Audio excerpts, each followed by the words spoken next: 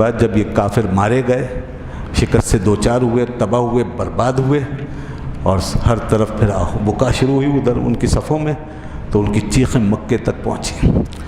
مکے میں جو عورتیں اور لوگ رہ گئے تھے وہ بڑی بےتابی سے انتظار کر رہے تھے، بڑی سرخوشی کی حالت میں تھے کہ اچھی خوشخبری ملے گی، یقیناً کامیاب ہو کے آئیں گے ہمارے مجاہد اور ان مسلمانوں کو مار کے ختم کر کے آئیں گے۔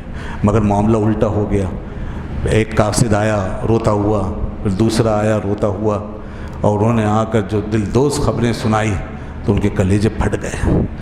اسی میں ایک شخص سفیان بن حارث جو بنی ہاشم کے خاندان سے تعلق رکھتا تھا اور ابو لہب کے بعد دوسرا سب سے بڑا مخالف بن کے سامنے آیا تھا، وہ دوسرے نمبر پہ پہنچا اور وہ اپنی روداد سنا رہا تھا، یہاں کی لڑائی کی احوال سنا رہا تھا، اور جو مار پڑی تھی اور جو مارے گئے تھے لوگ، تو لوگ غور سے سنتے تھے اور حیران و پریشان ہوتے تھے۔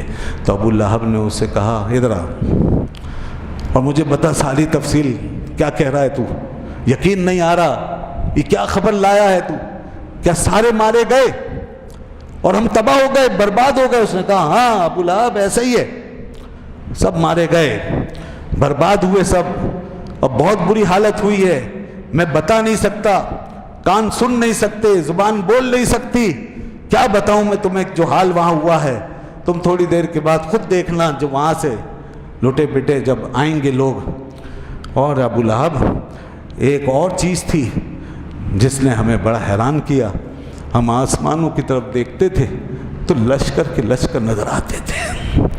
یہ سمجھ میں نہیں آیا، سب باتیں سمجھ میں آئی، جو کچھ زمین پہ ہو رہا تھا وہ سب سمجھ میں آیا، لیکن یہ آسمانوں سے کیا اتر رہا تھا؟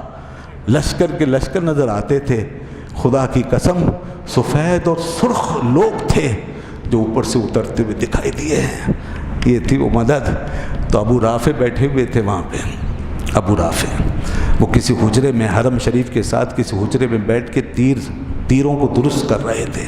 یہ خفیہ طور پہ مسلمان ہو چکے تھے، اعلان نہیں کیا تھا، کمزور تھے، جا بھی نہیں سکے، ظاہر بھی نہیں کر سکتے تھے، چھپے ہوئے تھے۔ وہ سن رہے تھے ساری بات، اور حضرت عباس نے ان کو پناہ دے رکھی تھی۔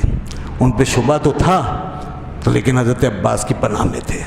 تو ابو رافع ان کے کان میں جب یہ بات پڑی کہ سفیان بن حارث یہ کہہ رہا ہے کہ یہ بات سمجھ میں نہیں آئی کہ یہ آسمان سے اترتے ہوئے یہ لشکر کیا تھے، ہم سرخ اور سفید لوگوں کو دیکھتے تھے، اس وقت ابو رافع سے نہیں رہا گیا، وہ بےتاب ہو گئے اور حجرے سے باہر آئے اور کہنے لگے میں بتاتا ہوں وہ کون تھے، میں بتاتا ہوں وہ کون تھے، قسم ہے رب ذوالجلال کی، وہ اللہ کے فرشتے تھے، وہ فرشتے تھے، تمہیں کیا پتہ چلے گا، ہمیں معلوم ہے یہ اللہ کے فرشتے تھے جو اللہ کے نبی کی مدد کرنے آئے تھے، جو مجاہدوں کی مدد کرنے آئے تھے۔ یہ سنا ابو لہب نے وہیں سے اٹھا غیظ و غضب میں پھنکارتا ہوا اور ابو رافع پہ چمٹ گیا اور ان کو مارنے جا رہا تھا، مار ہی دیتا۔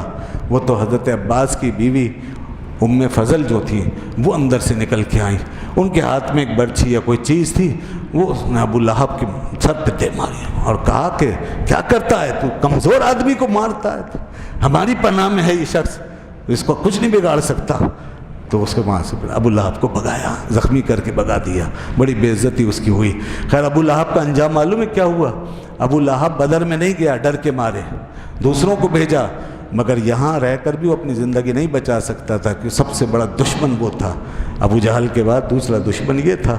تو 7-8 دن میں اس کا کام ہوا، فالج ہو گئی، طاعون پیدا ہوا، فالج ہوا اور اس کا جسم سڑ گیا، اور ایسا سڑا کہ جن بیٹوں گھر والوں پہ وہ ناز کرتا تھا انہی کو اللہ نے یہ اس کا عذاب بنا دیا، اسی گھر کو، اور وہی بیٹے اس کو ایک زندہ لاش کی طرح اٹھا کر باہر پھینک کر آئے، اسے گھر سے دور کیا کہ یہ سڑ رہا ہے، اسے گھر میں نہیں رہنا چاہیے، یہ اشر ہوا اس کا۔ تو کوئی نہیں بچا، جس نے دشمنی کی، جس نے اللہ رسول سے جنگ کی، سب کا حال خراب ہوا۔ بلکہ حضور کے حوض پر جو مسلمانوں کے قبضے میں تھا، جس نے پانی پینے کی کوشش کی اور جو وہاں آیا اور پانی پیا جنگ کے دوران، وہ بھی سارے مارے گئے۔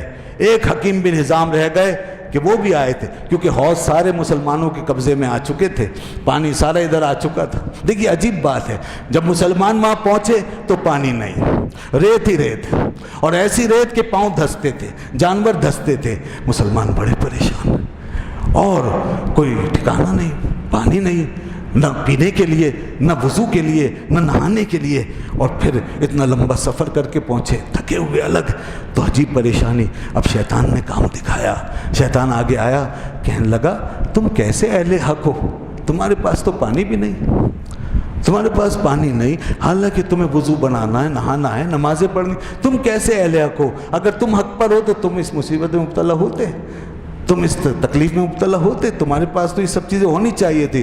شیطان نے وسوسہ اندازی کرنا شروع کر دی۔ اللہ نے اس کا بھی ذکر فرمایا قرآن پاک میں کہ شیطان کس طریقے سے تمہارے دلوں کے اندر داخل ہونے کی کوشش کر رہا تھا، مگر اللہ نے پھر کیا کیا؟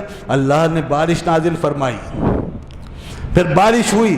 قرآن میں اس کا ذکر موجود ہے کہ ہم نے وَلِيُبْلِيَ الْمُؤْمِنِينَ مِنْهُ بَلَاءً حَسَنًا، اللہ نے مسلمانوں پر بڑی اچھی رحمت نازل فرما دی، اللہ نے مسلمانوں کے اوپر اپنا فضل فرمایا، بہت عمدہ طریقے سے بارش ہو گئی، تو جو ریت تھی وہ سخت ہو گئی، اور یوں وہ شکایت دور ہو گئی جس میں پیر اندر دھنس رہے تھے، اور پھر مسلمانوں نے حوض بنا لیے، چھوٹے چھوٹے حوض، اس میں پانی جمع کر لیا، اب پانی یہاں پر تھا، ادھر پھر وہ پانی کے لیے ترسنے لگے، تو اب وہ آتے تھے ادھر پانی لینے کے لیے، تو جو یہ جسارت کرتا وہ مارا جاتا تھا، اور لڑائی میں بھی پھر بعد میں مارے جاتے رہے۔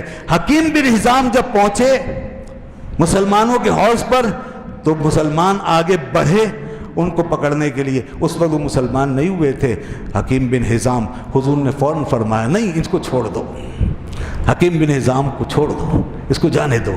لوگوں کو کیا معلوم تھا اس میں کیا راز ہے، ان کو چھوڑ دیا گیا، اور وہ بعد میں مسلمان ہوئے۔ وہ واحد آدمی تھے جنہوں نے مسلمانوں کے حوض سے پانی پیا اور وہ محفوظ رہے، اس لیے ساری زندگی یہ کہتے تھے کہ بدر کے دن اللہ نے مجھے بچا لیا، ورنہ کوئی نہیں بچا، جس نے بھی پانی تک پہنچنے کی کوشش کی کوئی نہیں بچا، مجھے بچا لیا گیا۔